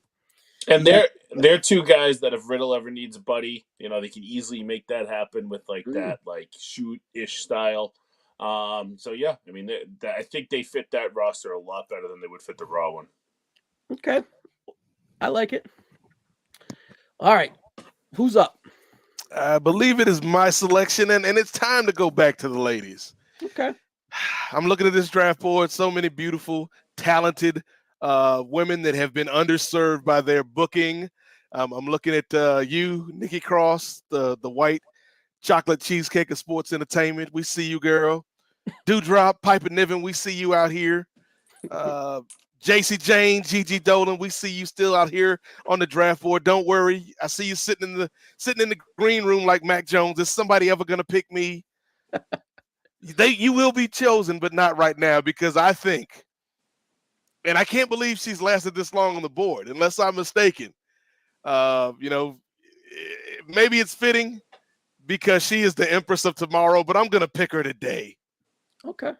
Asuka, your time has come, and we are going to send Asuka to SmackDown. And I think there's some interesting things you can do with Asuka on SmackDown. You can obviously Asuka Rhea. Obviously I think Asuka with Io and Dakota. You can do some good stuff there. If you want to mix it up, and we've got a situation where Asuka needs a male partner, Asuka and Shin. Ooh. It's right there. I think that could be pretty cool. Asuka and Riddle. Riddle could be amazing. So you know what? Asuka and Bray Wyatt. Hell, let's do it. Asuka going to SmackDown. I think she makes sense on that brand. All right, yeah. Asuka and Io could go out there and have a 2-month feud and just cook. No title needed. Just go out there. I like it. I like it, brother Nate. I like that. All right, let's dabble in the women real quick a little more while we're here, right? So you keep saying Bray Wyatt. You got Asuka. Yeah, just do it. Just do it. Get it out of the way. Just do it. If they're gonna feud if he's gonna feud with the Way, he's gonna need a female partner. Anyways. Yep. There we go. Just over, done. Alexa Bliss. There you go. And then she's perfect. A candidate. If there's a girl that we want to call up from NXT, she could easily be their protege tag team partner. There you go. Boom. And looking at the women too, I'm just scroll up to that Raw roster a little bit. Men or women? See, the women. So you've got your Ronda and your Shayna, you've got your Charlotte, you've got Bianca. Like those are obviously going to be the big names. But then if we scroll down a little bit, you've got Kaden Carter, you've got Liv Morgan, you've got Raquel Rodriguez, you've got Katana Chance. Give me Chelsea Green on that group. I think she's somebody that I could see right away on Katana Carter's first night on Raw. She beats Chelsea Green, and Chelsea Green's character bitches about it. So I think she's a good fit there. Whether we want to keep her with Sonya, I guess, is the real question. I say yes, because I think you keep her with Sonya, because if you do end up breaking that team up, maybe Sonya gets tired of Chelsea's antics, and she's like, you know what? I'm a real fighter. And I see 2 other real fighters on this roster with me. And Sonya can kind of become a third member for that Ronda-Shayna duo, because eventually Ronda's going to get tired of playing second fiddle, doing this tag stuff, and she's going to want to go after Bianca. And I think that'll be a hell of a match. And then you can have Shayna and Sonya holding down the tag team fort for that kind of MMA triumvirate. All right, I'm down with that. I like that too. Or they can bring back Mandy Rose, Fire and Desire, or whatever. Yeah, and I think Chelsea's been she's been pretty good since she's been back, and they surprisingly good, some would say. They Oh, tried her with she's great. Carmella, then that was working until Carmella, whatever happened with her, and then they pivoted over to Sonya, and it's worked. So I would be cool with, even if you start them together and you break them up, eventually something else will come around to team up with Chelsea as well. So I think she's resilient enough that she fits really well in that spot. All right, so let's kind of we're at around 20. Let's take a step back and kind of see where we're at and see what we need. The Raw main event scene: Cody, Gunther, Brock, Drew, Randy, Sammy, KO, 5-6 deep there. Big E perhaps. Now we're starting to get in the mid card. Let's go kind of with the mid card forward or mid card tag if we want to stick there still. New Day, Pretty Deadly, Dragunov Breaker, Knight. We got to add Drew to that main event scene for perhaps. Bronson Reed, upper mid card. Strowman, Ricochet, upper mid card. Miz, mid card. I think we're doing pretty good there. I'll tell you what that roster needs. What? That roster needs a good job guy who can put on a good match with everybody. And I think we know the name we're picking off that list if we have to pick one of those. Who's that? I think it's the one you've got highlighted. By happenstance? All right. I could see that being LA Knight's first feud on his reintroduction. There we go. All right, and then on the Raw, on the SmackDown side, we got the Bloodline. We got Roman up top. You got Solo in the upper mid card. Priest, Finn upper mid card. Dom upper mid card. Rollins main event. Theory upper mid card. LWO upper mid card. Mid card. Shinsuke mid card. Upper mid card perhaps. AJ. Woof. AJ upper mid card. Man, we gotta get an AJ and Roman match, right? Oh yeah. We gotta get that. Lashley, Waller mid card, Bray Wyatt. You know how they used to say Cody verse? We're gonna call it Bray Wyatt verse. Yes, give him his own pocket universe inside of SmackDown. Then you gotta put Cross there if we're gonna have a Bray Wyatt verse. Because where else are we gonna put Cross? Yes. I mean, and again, if anybody that's watching this listens to Clotheslines and Headlines religiously, trust me, I was the one going to bat for him. I'm sorry. I'm sorry I wasted your time. It just hasn't worked out. But him with Bray, maybe we're catering to Bray too much, but if he's coming back, that's where, that's a natural feud too. Just book the triple threat match: Loomis, Cross, and Bray. Yeah. That's money right there. And Karrion Kross, he is the anti-Samson. He is somebody who lost his strength when he grew his hair. Oh boy. All right, let's talk tag teams while we got them. All right, let's just kind of move them up and put this division to rest. We got the Viking Raiders, Los Lotharios, Hit Row. We want to put Shelton with MVP, right? Yeah, we got to do that. Yeah. Right. That's an easy one. Do we want to keep Elias and Boogs together on the same show? At this point, does it matter?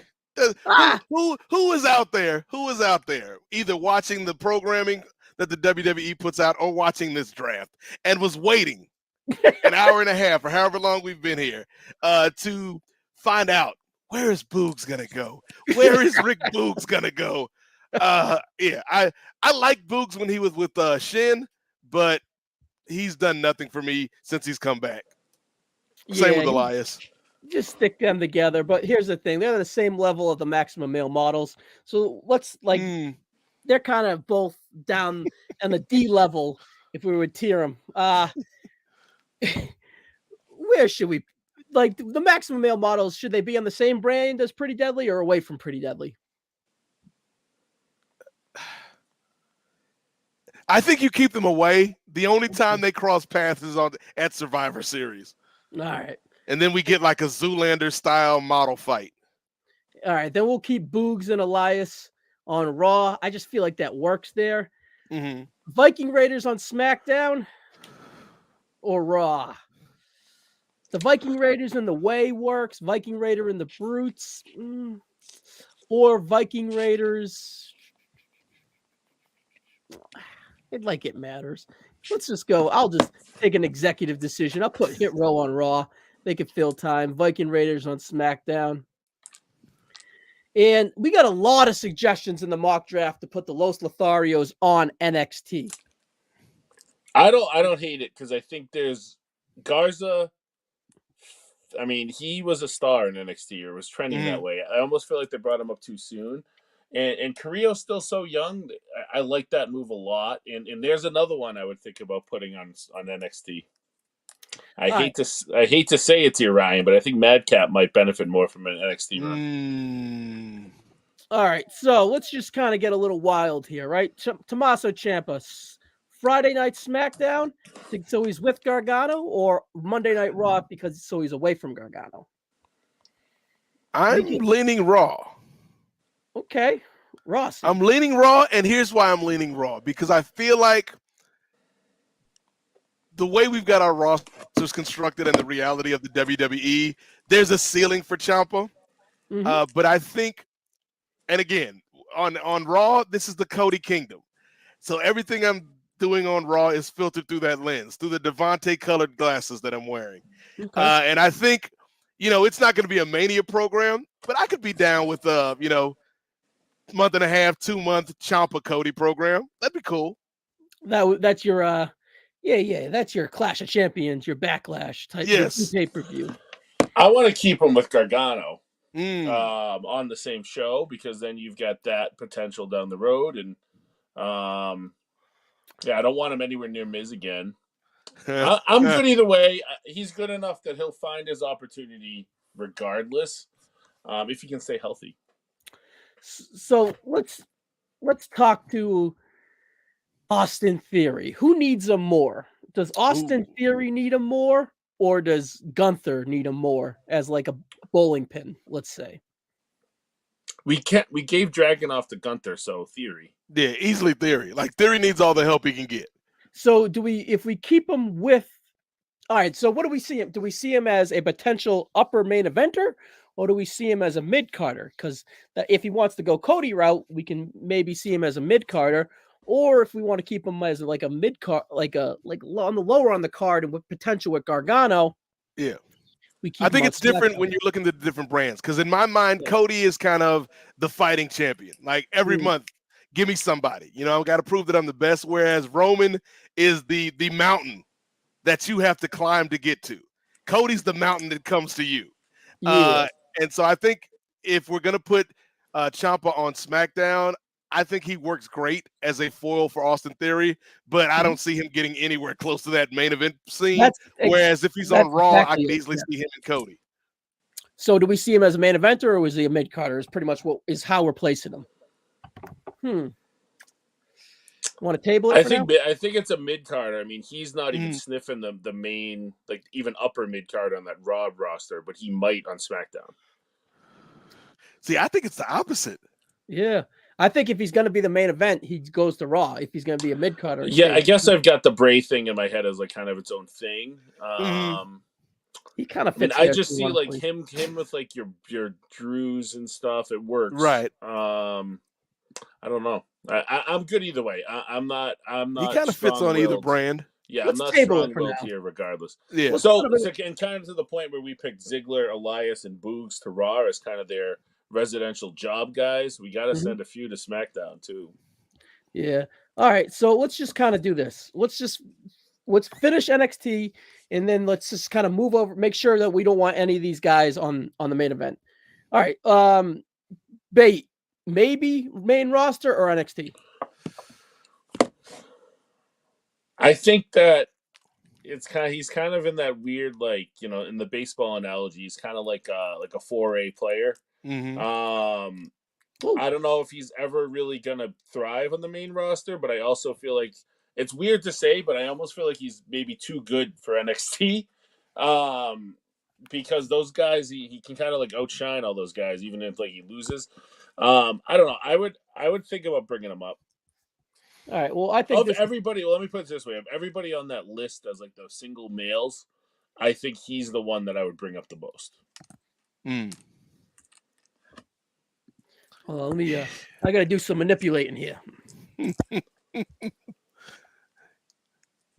Yeah, I think if we're talking right now, you're probably looking at Bate. I think in the long run, I think Melo is still money. Yes. But it depends on how they make that transition, because as we've seen, it's not always the smoothest to go from NXT to that main roster. All right, this is the only name on that list that isn't going to perhaps maybe stick around. All these names right here, we can almost kind of just delete them. Grimes, I guess. No, I'm saying to the left here on this shift. Oh, those are ones that are definitely staying on SmackDown. Yeah, I hear you. On NXT. So. NXT, yeah, I'm sorry. Yeah. No disrespect to Tony D'Angelo. Who's getting better. He's not ready yet, though. I actually like his character work. Yeah, he's getting there. But Boom. I don't think you're going to be seeing that Scripps character on Raw anytime soon.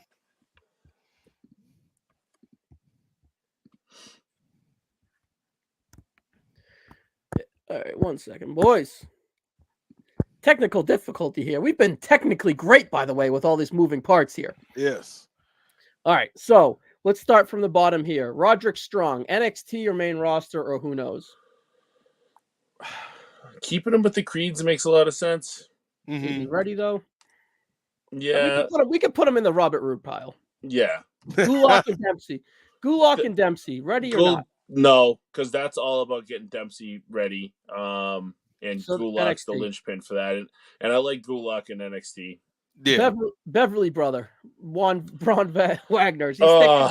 He's staying, sticking. right? He's sticking. I think it's a different conversation this time next year. Malik Blade and Anderson Elfie. They're staying. A year from being a year away. Yeah. Indu Share. They're staying. We tried it. We tried Veer already. It didn't work. I don't know, man. I mean, I don't know. Are they gonna have good matches on the main roster? I know, but they're that Indian market and just gender. And yeah. I could see it working out. The Schism, Fallon, Henley, Brooks, and Fallon, they're sticking. The Schism, they're sticking. Yeah. Chase U is sticking. Although I like Noam Dar sticking. He just got called up. Axiom sticking. Yep. Dijak, I think, is too new down there. There's more for him to go there. Frazier. Nathan Frazier sticking. Yeah, he's got a brand new gimmick. He's sticking. McDonough, Stacks and Tony D, they're sticking, right? They're sticking. Yeah. Cruz and Dijak are interesting because obviously they should be on the main roster, but I think they do more for themselves if they continue working in NXT. Yeah, and I think they add value to NXT as well. Yeah. You need some good hands for these young kids to work off of. I could just see them if they want to start a tag team and send them to Raw or SmackDown. It's like guys, just fresh coat of paint, stick them together. We formed a bond in NXT. And they're like the guys in AAA who are like 35, 36, 37 years old. Like they're good enough to make a major league roster, but right now they're down there helping the kids. And we know if we need a left-handed bat off the bench in October, we can call him up. Yeah, if they need to pull the trigger on one at some point, yes, but I think that they benefit the most by staying where they're at. All right, here are these three. Cameron Grimes. You got to assume he's going to Raw or SmackDown, right? Send him to the Braveverse. I'd put him wherever Corbin's going. Right, we'll put him over here for now. McDonough and Bate, two UK staples, two great hands.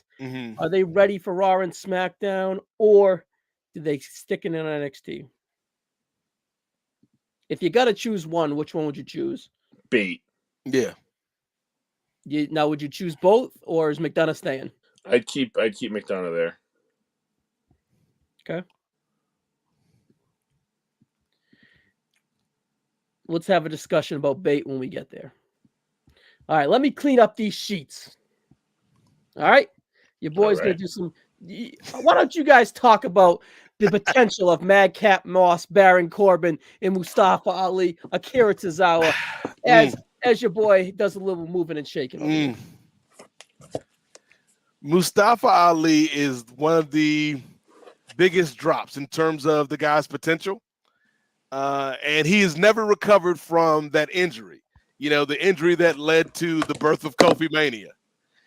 Because going up into that point, he was a guy that we could buy as a title contender. Those promos that he was cutting out on the street, they were connecting with the audience. He's good in the ring, but for whatever reason, I think they see him at a level. I think they see him at a certain spot, and I don't see that changing anytime soon unless the stars align and he gets a mystical, magical run like Kofi Kingston did that one year. So I could see him being our make the other guys look good, but also put on compelling job matches on either of these rosters, or hey, go refresh yourself and go purify yourselves in the waters of Lake Minnetonka, aka NXT. I think he fits the SmackDown how Dolph Ziggler fits the Raw. Okay, I'm not mad at that. Hold on. Guys, I got to step away for like 30 seconds. I'll be right back. Stepping. He's got a call on the other line from Tyler Bate.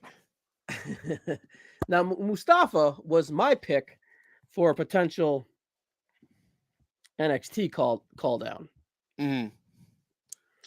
I could see it.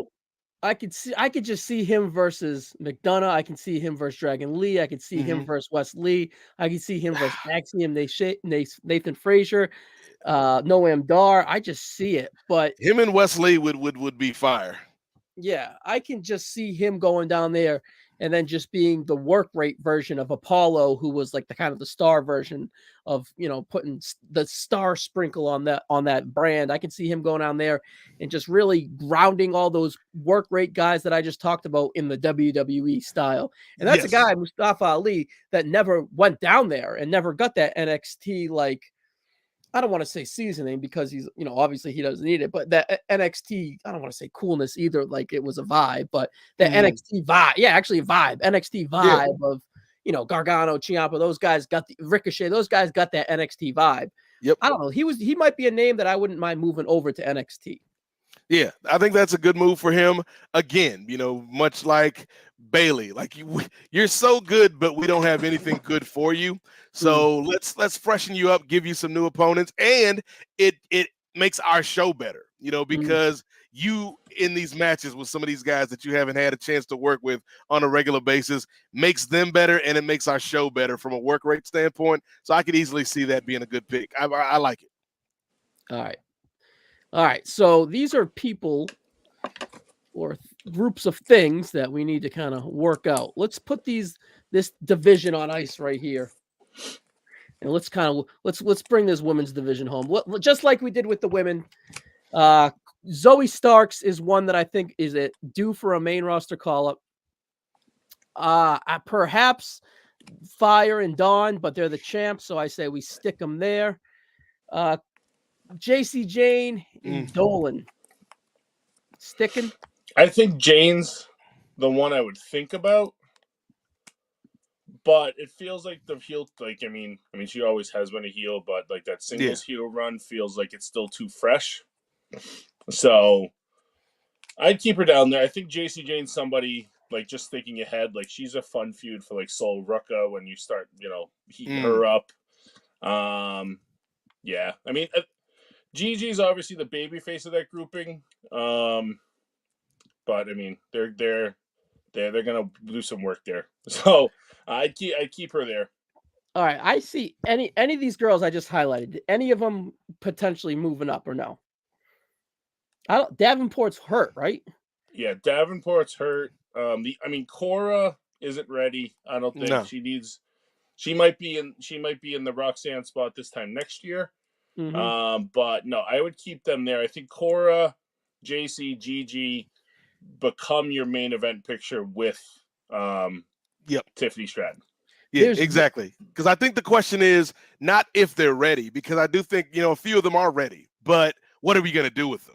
You know what I mean? And I would rather keep them down there, get that seasoning, than move them up for moving them up's sake, because our women's rosters right now on both brands are pretty stacked. And where you're going to find a place for them, I don't want them to become another Shotzi Blackheart on this main roster. I agree. I think Zoe, Zoe's somebody that's kind of interesting because I definitely think she's a great worker. She deserves that main roster call, but she's so valuable to the NXT group that it's tough for me to really pull the trigger. But maybe we replace her with somebody else. All right, so these ones right here, I think we just go ahead and stick them right over here. Boom.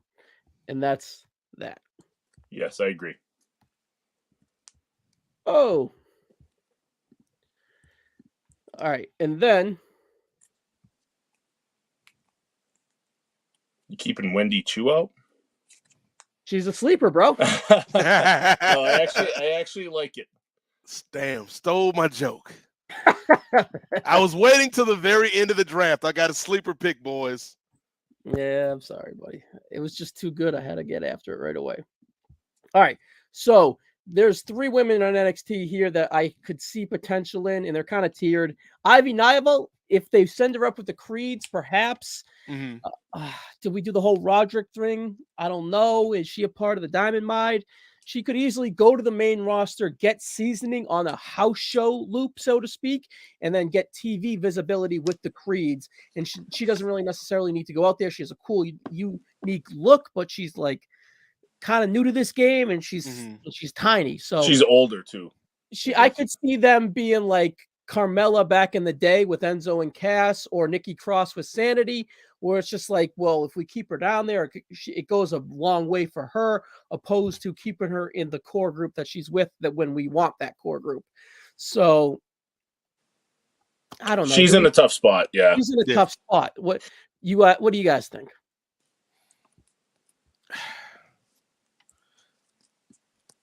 I kind of agree. Yeah, I agree with everything you just said. Like, her best spot might be coming up with the Creeds and just working house shows. Yeah, let's do it. All right, I'll put her with the Creeds when it comes. Now, these Mako Satomura, she's probably the best worker on this worksheet out of all the women. Yes. But, I think Nate's dried up all the zeros on if she's going to be moving or shaking on the main roster. I think she's just kind of someone that they put in NXT and keep on NXT, really. And then Lyons is kind of hurt. And I think she's somebody I was going to say, though, I wouldn't be shocked if once Lyons is healthy that she just goes to the main. Yeah. Like, you know, they are salivating literally and figuratively to bring her up to the main roster. And I think, I think her and Bianca could have some good, like, Bianca's got good chemistry with everybody damn near. But I'd be interested to see her and Bianca mix it up a little bit. Okay. All right, so let's just kind of touch a little the other women's on this division. I think Nikki Cross should go to SmackDown just because of the sanity upside of Sanity returning. Eric Young has been getting them paychecks, but I don't know. She's married to Big Damo, and then she has this story going on with Candice LeRae. So I believe that. And throwing it out there too, not to interrupt you, but that becomes Bray against the Way. This Bray she can fit in with Alexa. They've got history. And there's another tag team too. Boom, perfect. I love it. Yep. All right, now let's kind of just talk Michin. Do we put her in the OC? Is that a thing? You kind of have to, right? I mean, where else does she fit? Yeah. Every other faction's got a girl. Yeah, all right, on SmackDown. Here's my wild card pick that I was talking about earlier. I'm taking this Dana Brooke. I'm taking Zoe Stark. I'm talking outside the box here. And I'm throwing a 11:45 pitch meeting. That's my tag team. I have them tag team on main event.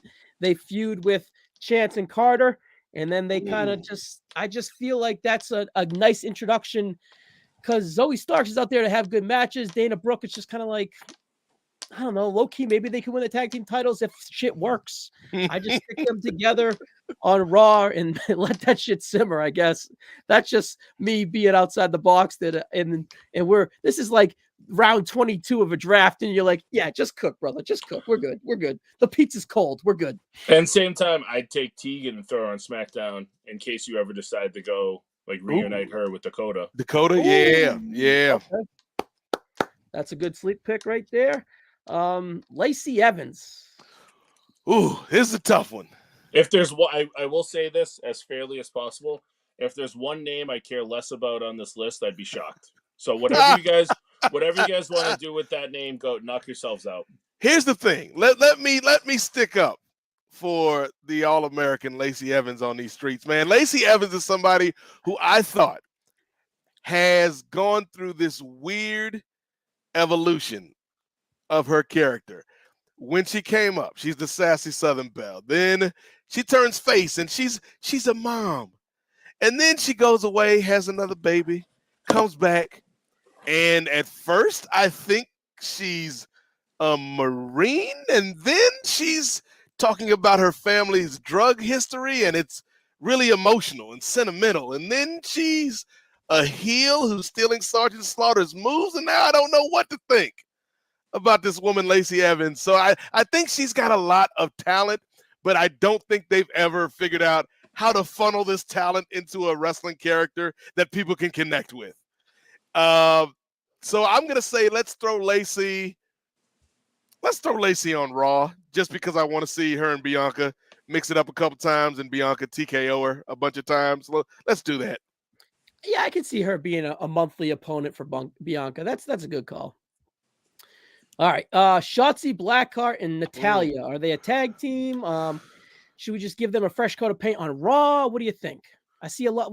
Are they like the opposite of Candice and Nikki? So they go to Raw? Is that just that easy? Especially having Tegan and Michin on SmackDown? The only thing that makes me want to think about keeping Natalya on SmackDown is she's a great first opponent for Roxanne. Mm-hmm. But I think Roxanne's good enough that she doesn't need it. So, yeah, let's put them on Raw. Their ceiling's low, but let's put them on Raw. Okay. Like they would get TV time on Raw. Let's put it that way. Yeah.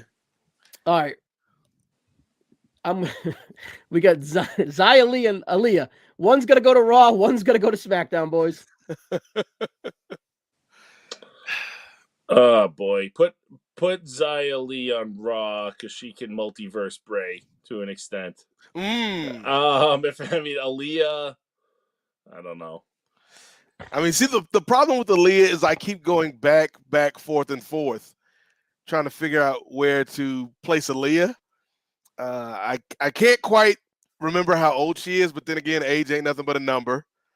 Ryan, I could write you a 4-page letter about where I want to place Aaliyah in this draft, but then I run out of Aaliyah songs that I can think of.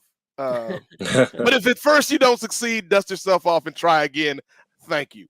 Let's put Aaliyah. Let's put Aaliyah on SmackDown. Why not? Sure. We'll put Xia Li on Raw. Kind of get her away from a fresh start. You never know. All right. So now we got to talk this mid-card kind of vibe. Yeah, because keeping Emma with Madcap, I think, is the way to go. Mm-hmm. Yeah, wherever he shakes. But what about Wendy Chu? Ooh, should we ready for her? You know something? Let's just get crazy. Wendy Chu. She's gonna find. Let's just do that. Wendy Chu on Raw. I could just see her cooking on Main Event or something, and backstage. She could be someone hanging around, sleeping backstage during these Raw segments. So yeah, I'm with you. All right, now let's. I think Wendy Chu would get over on Raw. Yeah. All right. All right. So Tyler Bate and Cameron Grimes. Let's put Bate on Raw. Yeah. Grime on SmackDown just because of the Bray upside. That Bray Wyatt pick keeps looking better and better. Yeah, I put Corbin with Grimes because they can do like that rich boy thing. Yeah. Okay. Ciampa. Oh, all right. Let's wait Ciampa to the end. Akira Tozawa is my man. we can't have main event without Akira Tozawa, right? No, he's a staple. Yeah. He's on Monday Night Raw. Indu Share. I think we need some tag. I would put them on Raw and see if I can get that cooking. Mm-hmm. And I'd give them shit. And with how stable Heavy SmackDown is, they get lost in SmackDown more so. You're like the fifth best stable on SmackDown. And they can squash Hit Row a bunch, you know. Did we lose Shanky? I think we lost Shanky. You know something? Let's put Shanky in Indu Share. Yes. Call it done. All right. So our last two draft picks here: Tommaso Ciampa and Madcap Moss with Emma. I think that we should go Madcap on Raw, Ciampa on SmackDown, just to you got to bolster each mid card, and I think that kind of Madcap needs a new fresh coat of paint. I don't think that NXT would. I don't think he needs NXT right now. I think that he's good. No, I think that he can go to Raw and just see where things go. Emma can find a tag team partner on Raw, perhaps. Maybe Lacey Evans and Emma might work. And then we get Tommaso Ciampa on Raw to do whatever he pleases, really. Okay, I'm with you. And, it could be the mid card with Riddle, and then he has the DIY upside. Where did we end up with Carmella? We got three right here. Man. I want to keep Carmella on the same show as Chelsea because I like when they were on screen together. Mm-hmm. She's on Raw, and we are couples on Raw here. Couples on Raw, and Corey Graves is staying on Raw. Boom, there we go. Piper and Tamina. So here's the thing. I actually have very opinionated thoughts about Tamina. Okay. Because I never thought it possible to find a tag team that I cared less about than Natalya and Tamina until I put my eyes upon Natalya and Shotzi. And I realized, Ryan, how good we had it with Natalya and Tamina because they look like the Midnight Express by comparison to Natalya and Shotzi. So I say let's put Tamina on Raw, even though the rest of her family's on SmackDown. Let's put Tamina on Raw. Okay. Now, do we want to keep Piper on Raw, or do we throwing her on SmackDown? I'd throw her on SmackDown. Just see how it goes. Maybe she can, her and Rhea could be fun if she ever got pulled up. That could be a nice little slobber knocker. Yeah. All right. Her and so Asuka. That leaves us with two unassigned names, boys. The Rated R Superstar. Edge. Now, as we go through these rosters right here, keep in mind Edge and Logan Paul, which are fresh matchups for either. I kind of put those onto the side for a reason as we wind down here and we're done. All right. So the Raw brand, Cody Rhodes and Edge. You like that? Gunther. Honestly, we might even be able to make this easier because look at the top names of SmackDown. It's been Edge's feud since he came back, other than Orton. Judgment Day, Seth being the main ones, but he did also feud with Reigns. Yeah. By proxy, I would probably put him on Raw. And then you could maybe, you kind of split up Orton and Riddle. If Edge ever needs a buddy, they've done this before, but you got the Rated RKO thing you can reel back at some point, maybe even as heels. I think, and that kind of, to make the Riddle of it all worth it, I still have my eyes on a Riddle Logan Paul feud at some point. So, yeah, I mean, we could throw Logan Paul in the Braveverse. Yeah, and you do have. He already has had the Reigns match. He's already had the Rollins match, but there's still plenty of talent there. That I would probably put him in that SmackDown area. And then not only that, whenever you do decide, if you ever decide to do Cena and Logan Paul down the road, then you put Cena on Fox instead of USA. Okay. I think we just made that easy. Yep. Boys, shall we? You guys want to cook? Nate? I'm going to scroll. You read the Raw roster since you kind of represented Raw a little bit here. And if there's anything you don't like, just spit it out, and then we'll make it work as we get out of here, as we wind on down. All right. So yeah. So you now you've got me trying to use these glasses that I've been staring at a computer screen all day at to read more names on a computer screen. But hey, I can it's do okay. it. All right, then you tell me then. Hey, this is your show. I'm the guest. I will let you read this wonderful roster that we've constructed, brother. All right. So we're running out of time. You guys can decipher as you go. You've got Bianca Belair, Cody Rhodes, Imperium, Brock Lesnar, Ronda Rousey and Shayna Baszler, Charlotte Flair, the Street Profits, Randy Orton, Kevin and Sammy, Liv and Raquel, The New Day, Pretty Deadly, Ilya Dragunov, Braun Breaker, LA Knight, Drew McIntyre in the 17th round, Bronson Reed, Chance and Carter, Strowman and Ricochet, The Miz, Chelsea Green, Sonya Deville, Dolph Ziggler, Elias, Rick Boogs. That's a hell of a right? That's a heater right there. Those last three. Hit Row. Lacey Evans, Xia Li, Wendy Chu, Natalia, Shotzi Blackheart, Xia Li, Zoe Starks, Dana Brooke, and then we get Tyler Bate, Akira Tozawa, Indu Sher to Monday Night Raw, Madcap Moss with Emma, Carmella, Tamina, and the Rated R Superstar Edge. I think we did well on Monday Night Raw. Raw roster sounding like the bad boy lineup back in 96, 97. We might got all right. Then we got what did we got? Not Hit Row, Death Row over Death here. Row versus Bad Boy. We got Death Row over here on SmackDown. I think we mixed up the colors, Nate. But we did. We're gonna rock with it anyways. We're in the Bray Wyatt multiverse, so everything is opposite. Yes. So we got the Bloodline with the Usos and Solo and Roman Reigns. Then we got the Judgment Day, Seth Rollins, Becky Lynch, Austin Theory, the LWO, Shinsuke Nakamura, the OC, Damage Control, Bobby Lashley, almost with MVP, Grayson Waller, Bray Wyatt, the Brawling Brutes, Matt Riddle, Roxanne Perez. We put the Way together. We got the Creed brothers with Ivy Nile, Asuka and Alexa Bliss, Karrion Kross with Scarlett, Shelton and Cedric if they want to get back with the Hurt Business, the Maximum Male Models, the Viking Raiders, Nikki Cross, Meechin, Tegan Knox, Aaliyah, Cameron Grimes, Baron Corbin, Tommaso Ciampa, Piper Niven, and Logan Paul. Now, we forgot to draft Gable Stevens, but, you know, it's all right. If he gets drafted, he's with the Creeds. Let's just make that easy. Yep. Mm-hmm. Now, we got Roderick, Truth, and Roddy on the DL still. All right. NXT, we're not going to hit them all, but let's just hit the highlights real quick. Carmelo, Dragon, Wesley, Trish, Tiffany Stratton, Gallus, Bailey in a shocker. Game changer. Over under 4 months is Bailey sticking on this roster before she gets called back up. Do we bring Bailey back to original babyface Bailey, though? Because this roster might need that with the amount of young heels they have. Just something to throw out there. And then she comes back to the main roster that way.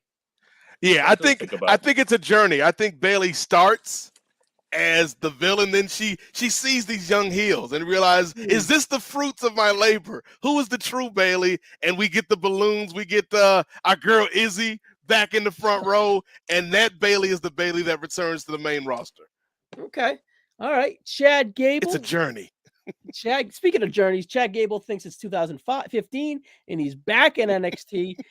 We got the Los Lotharios. I think Los Lotharios going back there can really just do them some good. They need some good. And Mustafa Ali, Rossi, we snuck him back down in NXT when you were gone there. I like it. Bangers with Axiom, Nathan Frazier, Noam Dog. NXT is surprisingly a great show now. So, boys, that's what we did. Here's this one's for you. Jennifer Smith. Fun listening, guys. Smith. That Bailey pick is bold. That's coming from Atlanta. That's what we do in the A. It is bold, but I like it the more I think about it. And running down the roster, I think she's a great fit. Cool. Now, over under, Nate. Are we going to get an 80% here when we look back next Monday Night Raw when we're looking Tuesday night? Tuesday morning, we're looking at our feed. It's like, how do we do? Are we going to get an 80 or what? I think I'm going to take the under here for a few reasons. Number one, I think we were bold, as Jennifer Smith just said so eloquently, maybe too bold for the WWE, particularly considering they just went through a sale and they're like, we don't want to rock this boat too much. We want our stars where they are and where people can find them on their cable channels of choice. And so I think we might be thinking too far into the future. We're in the Bray Wyatt multiverse and they just haven't caught up to us. Yeah.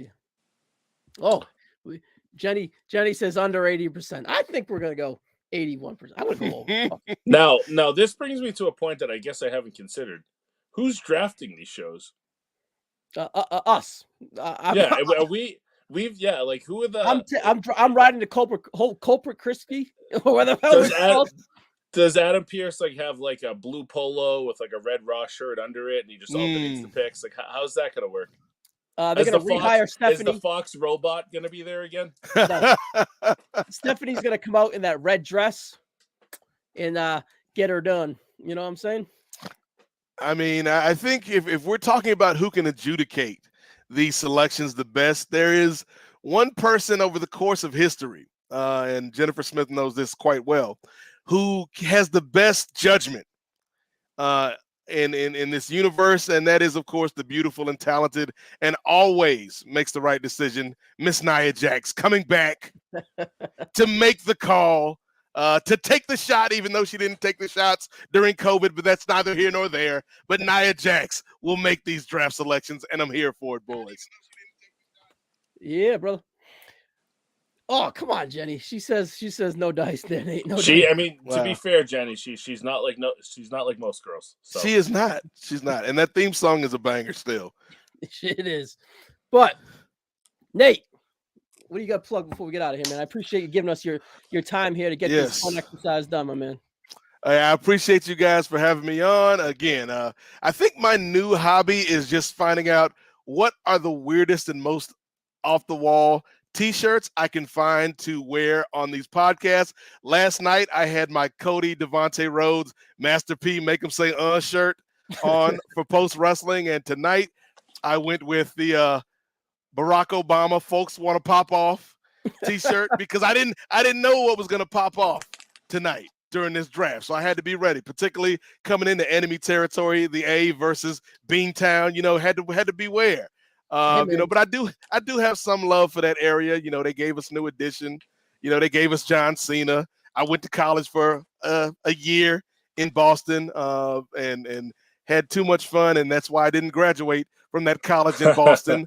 But again, it's great to come back and see you guys. For the first time, I'm like Ludacris. I'm back for the first time. It's like Return of the Mac was Mark Morrison's first single, and he was returning. So we didn't know where he'd come from, but he was returning. So you guys do great work. Keep it up. It's good to see that the brand is in good hands, fellas. Yeah, man. But if you want to hear more from me, obviously, I alluded to it last night, was a big show over on Post Wrestling, the NWA podcast, the Nubian Wrestling Advocates. It was our April edition. We went live for damn near 3 hours with Brian Mann, former WWE writer and one of my main tag team partners over the years on podcasts, and a sneaky good producer. He works on Hot Ones. He's on Outside Interference. The brother's just got a wealth of knowledge. And we talked about WrestleMania. We talked about the WWE sale. And we talked about the Muffin Man, CM Punk, making his return to AEW. So you can check that out at Post Wrestling. Obviously, if you're watching this, you're aware of Place to Be Nation.